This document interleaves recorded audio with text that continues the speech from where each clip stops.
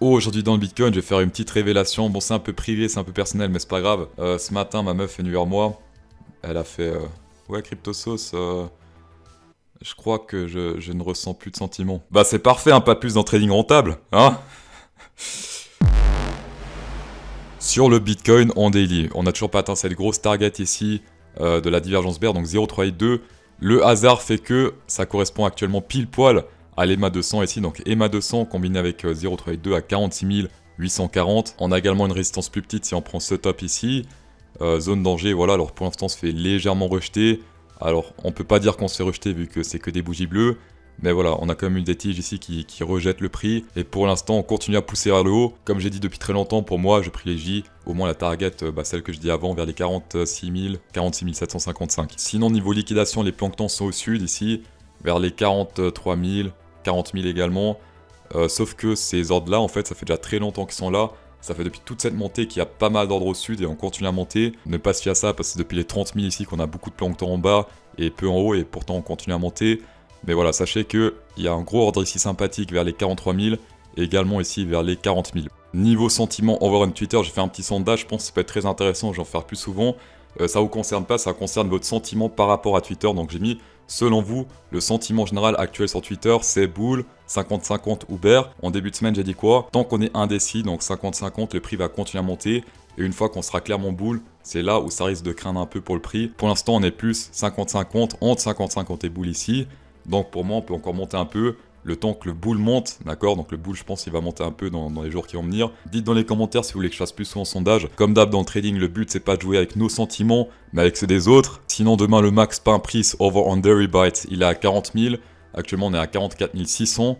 Donc on est à 4000 de différence, 4600 de différence, c'est pas mal. Et également, durant la dernière vidéo, j'avais posé la question si ce sont des ordres qui sont actuellement ouverts ou si ça compte tous les ordres ouverts dès le début. Et il s'appelle comment déjà le gars? Il s'appelle Juke31 qui m'a dit hey, CryptoSauce, c'est open interest, c'est open interest donc. Bah oui, ça c'est con. Enfin, j'étais con parce que open interest, c'est-à-dire ordre ouvert. Enfin voilà, des fois, je suis désolé, je sors des trucs un peu cons, mais oui, c'est logique.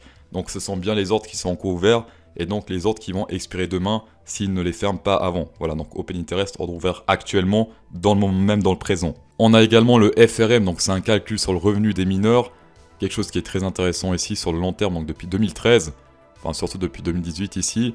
On a eu un pic ici, et souvent quand on a eu des pics à partir de 100$, donc ici c'est 100$, on a eu en général des bottoms. Le premier pic, c'était ici, bottom. On a eu également un petit pic ici, c'était le petit rebond ici pour monter, mais on a quand même fait pas mal de pourcentage ici. Bottom, ici également gros bottom avant de monter pas mal.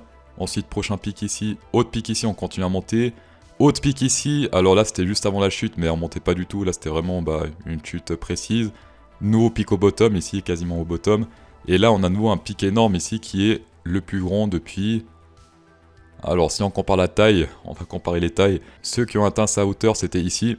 Voilà, ici il y avait un qui avait sa hauteur, on montait encore légèrement. Ensuite il y avait ici, c'était un bottom. Ensuite on avait ici, c'était également un bottom. Donc sur les 1, 2, 3 et 4, il y en a 3 qui ont réussi à déclarer un très bon bottom. 3 sur 4 c'est plutôt pas mal. Voilà, celui-ci a été déclaré le 15-18 janvier dans cette zone-là. C'était avant le big crash, c'était dans cette zone-là, regardez, c'était ici, c'était déclaré, bim, on se pète la gueule. Après, comme d'hab, c'est jamais le bottom exact, mais en général, c'est proche du bottom. Attendez, c'est pas celui-là que je voulais montrer, c'est celui-là. Voilà, ici, voilà, c'était pas le bottom exact non plus, c'était sur un petit rebond, mais en général, c'était sur un bottom. Voilà, ça à prendre en compte, faites-en ce que vous voulez. On va passer sur le Bitcoin en 4 heures. Alors, on est bull ici depuis le 4 février, on a du bull ici, donc tendance haussière. On a également un ABCD Extended qui vient d'avoir atteint sa deuxième target. Ce n'est pas le même que celui en daily, ils ont des targets différents. On est toujours dans ce crab bat ici potentiel, dans cette zone-là, d'accord? Donc il est annulé si on pète ici ce niveau vers les 46 500. Donc si on atteint la target 0,382 semaine ou daily, eh bien ce bat est annulé. Également soyez très prudent ici, si ici c'est tout droit et que là on descend, divergence bear potentielle. Donc ça peut être légèrement dangereux. Par contre, le point positif, c'est qu'on est officiellement en tendance haussière maintenant avec les EMA en 4 heures. On est au-dessus de l'EMA 200, au-dessus de l'EMA 20, même que l'EMA 20 fait office de support, ça c'est très beau. Donc oui, on peut faire attention aux divergences bear, mais on évite de les trader, puisque en tendance haussière, les divergences bull ont plus de chances de réussite que les divergences bear, et inversement. Est-ce qu'actuellement on est sur une divergence? Non, puisque là ça monte et là aussi. On peut éventuellement parler de cette mini-divergence. Là en effet, on peut parler d'une mini-divergence. Là ça monte en diagonale. Là c'est tout droit. On va passer sur le funding rate. Alors ce qui stoppe en général une montée, c'est quand le funding rate est très élevé. Pour l'instant on est quasi neutral sur le funding rate. Ce qui a stoppé les montées, c'était par exemple ici le gros pic, on se fait rejeter. Ou bien même ici, il y avait un gros pic ici, on se fait rejeter. Mais là, on est limite neutral sur le funding rate. Pas vraiment de quoi soucier pour les bulls. Pour l'instant, il n'y a pas vraiment de signal bear, puisque les bulls payent très peu de frais, les bears aussi. Donc pour l'instant, on est neutral, alors qu'on est clairement sur une montée ici en daily. Est-ce qu'on peut comparer avec l'été passé ici? Petite montagne, pas dangereux. Ici, grosse montagne, attention, danger. Et après, hop, on descend. Tout comme la TH ici. Petite vague, de plus en plus gros. Et là, pique et on se pète la gueule. Mais pour l'instant, en tout cas, niveau funding rate, pas de quoi se soucier. On va passer sur le haut pont intérêt Bitcoin over on Binance. Alors là, ce qui se passe sur le haut pont intérêt, petite anomalie ici, puisque là, on commence à descendre. C'est-à-dire que là, on continue à pusher vers le haut, mais les gens commencent à fermer leur position ici. On est déjà sur une deuxième bougie rouge, alors que là, on est sur 2 bleus qui suivent. Attention à ça, c'est-à-dire que les futurs commencent à se désintéresser de faire du trade ici. Les futurs ferment leur position ici. Alors, on est seulement sur 2 bougies, là, ça veut rien dire. Mais si vous voyez dans les jours qui vont suivre, les positions qui se ferment et le prix qui continue à monter, là en effet il faut faire gaffe.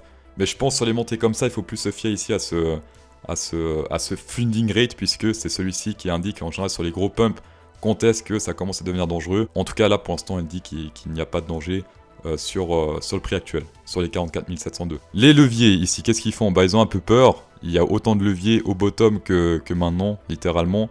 Donc ils ont un peu peur de faire du trading. Ça c'est plutôt pas mal, quand il y a peu de leviers, on peut monter. Plus il y a de leviers, moins c'est bon théoriquement. Ici plein de leviers, hop on liquide. D'accord, ici bim on se pète la gueule. Le cours de trading avancé cryptosos.fr, plus de 5 heures de vidéo en HD. On s'approche des 6 heures de vidéo actuellement. Plus ça de contenu, plus ça de valeur. D'ici dimanche, je vais monter le prix à environ 120 $, plus ou moins. Pour ceux qui n'arrivent pas à cerner pourquoi, qui ont besoin de vulgarisation, vous avez le Happy Meal et vous avez le Maxi Best Of. Voilà. Donc pour ceux qui disaient ouais Cryptosos fait tourner un petit rabais pour ton cours, bah le rabais c'est maintenant jusqu'à dimanche, voilà. Pour ceux qui paniquent, vous en faites pas, dans tous les cas le cours va rester accessible au grand public. Minimum 1,85 m requis, voilà, tapez dedans. On va passer sur Ethereum. Ici ce qu'on a, c'est qu'on a le Fibonacci, donc on a la première target qui a été pétée ici, contrairement au Bitcoin.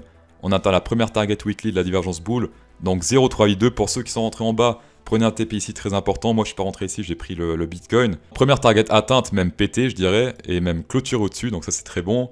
C'est-à-dire que selon ici, le Fibonacci, on peut aller à la prochaine target qui est ici, le 0,5 à 35 000, qu'est-ce que je dis, 3513, on n'est pas encore en 2023. Dans tous les cas, la résistance majeure qui reste ici sur le Ethereum avant le sky is the limit, c'est ici la zone danger comme d'habitude, 3840, TP1, TP2 et le reste, to the moon. On va regarder un autre graphe, c'est le Ethereum Blockade. Alors c'est tous les blocs qui ont été créés depuis le début, depuis 2016 ici. Ce qui est marrant, c'est que ça fait office de support historique, le Ethereum Blockade, et que quand il a touché ici, bah, il a rebondi. Mais pas que, regardez, même quand il s'est approché, hop, il s'est éloigné. Et ça fait vraiment office de démon qui repousse le prix à la hausse. Ça c'est plutôt sympathique. Et regardez ce qu'il a fait ici il y a quelques jours en arrière. On a de nouveau rebondi sur cette ligne ici. Et là on se fait rejeter, donc c'est une ligne, un support historique sur les Ethereum. Donc là c'est assez incroyable ce qui se passe. Voilà, graphe très intéressant. Premier rebond, on peut dire, vas-y, deuxième rebond, troisième rebond. Et là, quatrième rebond. C'est bizarre que durant tout l'historique depuis 2016, il n'a pas touché ce support ici. Si c'est vraiment le support historique, eh bien on est sur un bottom plutôt solide et sur un achat long terme. En tout cas, ça c'est selon le Ethereum Block Heavy. Comme d'habitude, merci d'avoir checké cette vidéo, ça fait extrêmement plaisir. Spécial Go, 10% de rabais avec CryptoSauce10, tapez dedans. Insérez un gros pouce bleu dans cette vidéo pour procurer encore plus de plaisir. Et bonne soirée.